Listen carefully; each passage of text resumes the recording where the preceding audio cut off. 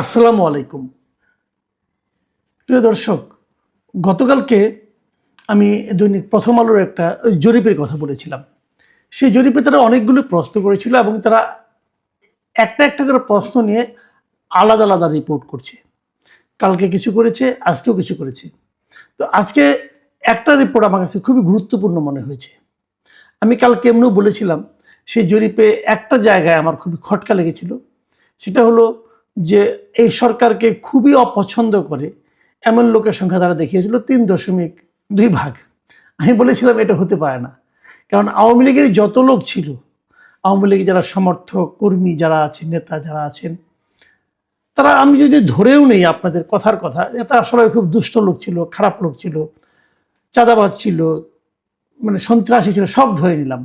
কিন্তু এই সরকার আসার কারণে তাদের সেই সমস্ত কর্মকাণ্ড তো বন্ধ হয়ে গেছে। বন্ধ হয়ে গেলে তারা কি এই সরকারকে পছন্দ করবে? করবে না। যারা ভালো লোক ছিল, যারা আওয়ামী লীগের উপর মাধ্যমে কিছু একটা ভালো কিছুর প্রত্যাশা করত, তারাও নিশ্চয়ই সরকারকে পছন্দ করবে না, এবং তারা খুবই অপছন্দ করবে। সেই সংখ্যাটা মাত্র 3% হতে পারে না, এটা আমার কাছে মনে হয়েছিল।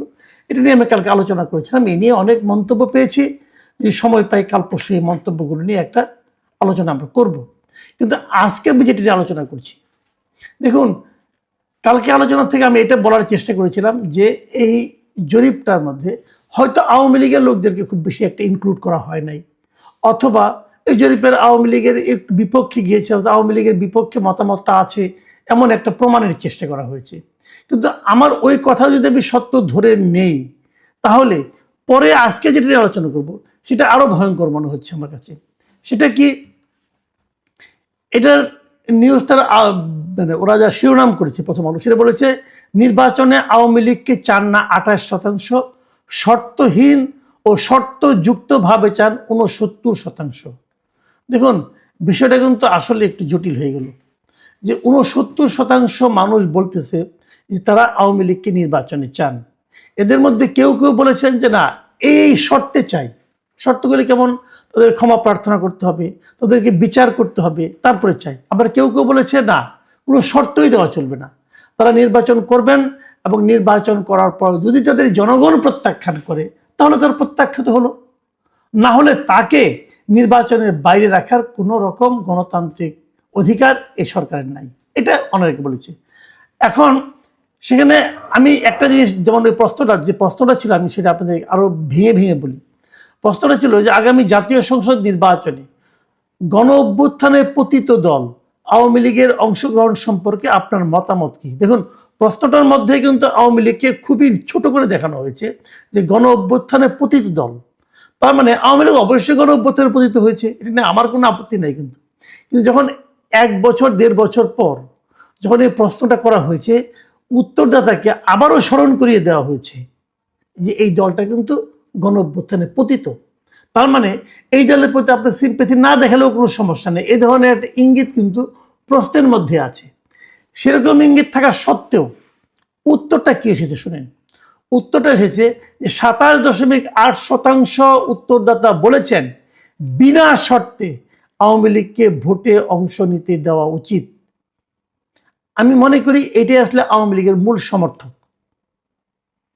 তারা 27.8% লোক এরা বলেছে যে কোনো রকম শর্ত টর্ত না, আওয়ামী লীগকে নির্বাচনে অংশ নিতে দেওয়া উচিত। আর 26% উত্তরদাতার মতে শাস্তি ও সংস্কার হলে আওয়ামী লীগ নির্বাচনে অংশ নিতে পারে। তার মানে প্রায় কাছাকাছি 26% লোক মনে করেছে যে আওয়ামী লীগের যদি একটা শাস্তি দেওয়া হয়, অথবা আওয়ামী লীগ যদি নিজেদের মধ্যে কিছু সংস্কার করে, তাহলে তাদের নির্বাচনে অংশ নিতে দেওয়া উচিত। আর 14.8% মানুষ তারা বলেছে যে আনুষ্ঠানিকভাবে যদি আওয়ামী লীগ ক্ষমা চায়, তাহলে আওয়ামী লীগকে নির্বাচনে অংশ নিতে দেওয়া উচিত। মানে আওয়ামী লীগ বলবে যে আমরা যা করেছি এই সময়টাতে তারা ভুল করেছি, এটা বললেই তাদেরকে ক্ষমতায় যেতে দেওয়া, নির্বাচন করতে দেওয়া উচিত। এই তার মানে 3টা ধারণা। একটা হলো বিনা শর্তে দেওয়া উচিত, আরেকটা ধারণা শাস্তি ও সংস্কারের কারণে দেওয়া উচিত, মাধ্যমে দেওয়া উচিত, আরেকটা ধারণা হলো যদি তারা ক্ষমা চায় তাহলেই দেওয়া উচিত। এই 3টা যোগ করলে দাঁড়ায় 69.2%।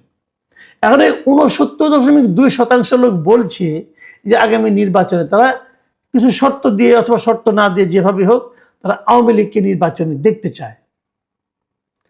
আমরা যে নির্বাচনের দিকে অগ্রসর হচ্ছি, মানে ডক্টর ইউনূসের অন্তর্বর্তীকালীন সরকার, তারা যে নির্বাচনে আয়োজন করতে যাচ্ছে, সেই আয়োজনের সঙ্গে কিন্তু এই ৬৯.২% মানুষের মতামতের কোনো মিল নেই। এই যে এত লোক বলছে যে আওয়ামী লীগকে নির্বাচনে অংশ নিতে দেওয়া উচিত, আর সরকার বলছে যে আওয়ামী লীগ নির্বাচন করতে পারবে না, তাহলে সেই নির্বাচনে সাধারণ মানুষের প্রতিনিধিত্ব, দেশের সমস্ত মানুষের যে মতামত, তাকে সত্যিকার অর্থে প্রতিফলিত হবে? আমার মনে হয় হবে না। এবং আমার সেই সঙ্গে এটাও মনে হয় সরকার একটা বড় ধরনের ঝুঁকি নিতে যাচ্ছে। দেখুন প্রিয় দর্শক, এটা যেন আমি সরকারের নিউজটা পড়লাম, পরে বিকেলের দিকে আমি আমার যে এই ইউটিউব চ্যানেলটা আছে সেখানেই আমি একটা জরিপের মতো করেছি, যে এই প্রশ্নটা আমি করেছি। আমার প্রশ্নটার সঙ্গে এদের প্রশ্নের খুব একটা অমিল নেই। আমার প্রশ্নটা ছিল যে আপনি কি মনে করেন আগামী নির্বাচনে আওয়ামী লীগকে অংশগ্রহণ করতে দেওয়া উচিত? আমি প্রশ্নটা ছোট করে করেছি। উত্তর কি এসেছে দেখেন, ৭২% লোক বলেছে অবশ্যই নির্বাচনে অংশ নিতে দেওয়া উচিত। তার মানে ওখানে ছিল ৬৯.১%, সবগুলি যোগ করলে, আর আমার এখানে হচ্ছে ৭২%, মানে কাছাকাছি। কিন্তু মানে সাধারণ মানুষের যে মতামতটা, এটা প্রথম আলো এবং আমার এখানে প্রায় একই রকম হয়েছে। আর নির্বাচনে অংশ নিতে দেওয়া উচিত নয় বলেছে ২১% লোক। অপরাধের জন্য ক্ষমা চাইলে নির্বাচন করতে দেওয়া উচিত বলছে ৫% লোক, আর ২% লোক কোনো মন্তব্য করতে চায় নাই। আমার এখানে গত ৫ ঘন্টায় আমি দেখেছি সেখানে ১১,০০০ লোক ভোট দিয়েছে। ১১,০০০ লোক কিন্তু তারা বাংলাদেশি। তারা আওয়ামী লীগ, বিএনপি, জামাত এদের কারো না কারোকে ভোট দেয় অথবা অন্য কোনো দলকে ভোট দেয়। তাদের মধ্যে ৭২% লোক বলেছে যে আওয়ামী লীগকে নির্বাচনে অংশ নিতে দেওয়া উচিত। আর যদি তারা ক্ষমা চায় তাহলে বলেছে যে ক্ষমা চাইলে আরও ৫% বলেছে তাকে নির্বাচনে ইলেকশন করতে দেওয়া উচিত। তাহলে এই যে দুটো আমরা পেলাম, প্রথম আলোর এত আলোচিত জরিপ আর আমার মতো ক্ষুদ্র মানুষের ১১,০০০ লোকের জরিপ, মতামতটা কিন্তু ঘুরে ফিরে একই জায়গায় আসছে। সেই মতামতটা কি? যে আওয়ামী লীগকে নির্বাচনে অংশ নিতে দেওয়া উচিত। যদি আপনি না দেন, তারপরে না আমি এগুলি মানি না, আমি আমার মতো যেটা ভেবেছি সেটাই হবে, তাহলে কি হবে? আপনি বৃহত্তর জনগোষ্ঠীর মতামতকে উপেক্ষা করলেন। তো যে সরকার বৃহত্তর জনগোষ্ঠীর মতামতকে উপেক্ষা করে, সেই সরকারকে আমরা কি সরকার বলবো? সেটা কি জনগণের সরকার হবে? হবে না। সেটা তো এনসিপির সরকার হতে পারে, সেটা তো জামাতের সরকার হতে পারে, সেটা হয়তো বিএনপির সরকার হতে পারে, কিন্তু সেটা এই প্রায় ৭০% মানুষের সরকার হবে না। তো ৭০% মানুষের মতামতকে উপেক্ষা করে আপনি কিছু একটা করে ফেলবেন ভাই, সেটা কি ইতিহাস আপনাকে ক্ষমা করবে? আমার সেটা মনে হয় না।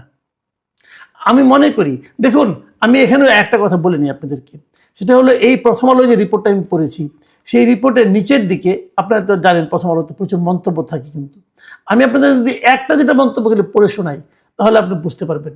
একজন মন্তব্য করেছেন, আননেমড ইউজার লিখেছেন যে ৬৯% মানুষের রায়কে উপেক্ষা করে নির্বাচন করলে সেই নির্বাচন অবশ্যই প্রশ্নবিদ্ধ হবে। সরকারের উচিত জনগণ যে আওয়ামী লীগকে আর ক্ষমতায় দেখতে চায় না সেটা ভোটের মাধ্যমে প্রমাণ করে দিতে। এটা কিন্তু একজন ইউজারের বক্তব্য। তো এখন যদি আপনি ভোটের মাধ্যমে প্রমাণ না করতে পারেন, তাহলে আপনি নিজে নিজে সিদ্ধান্ত নিলেন না তাদের দেওয়া উচিত না, সেটা কি আপনি পারেন? আপনি তো বিচারকও নন। যদি বিচার বিভাগের মাধ্যমে একটা সিদ্ধান্ত হতো তাও আমরা মানতে পারতাম। আপনি কে সিদ্ধান্ত দেওয়ার? আপনি কেউ না। আপনি যে আসলেই কেউ না, এটা আপনারা কদিন পরেই বুঝতে পারবেন। আপনারা কেউ না। আপনারা মনে করছেন আপনাদের সব কিছু করার ম্যান্ডেট আছে, এই মনে করা আপনার মধ্যে সীমাবদ্ধ। এই দেশের মানুষ সেটা মনে করে কিনা সেটা আপনি জানেন না এবং জানার চেষ্টাও করেন নাই। এই জায়গাটাতেই আপনারা পিছিয়ে আছেন। এবং প্রত্যেকটা শাসক, আমি তাদের স্বৈরাচারী শাসকই বলবো, তারা জনগণের পালসটাকে এভাবেই উপেক্ষা করে, এবং উপেক্ষা করার ফল কিন্তু তাদের জন্য কোনোভাবেই সুখকর হয় না। অতীতেও হয় নাই, আগামীতেও হবে না। প্রিয় দর্শক,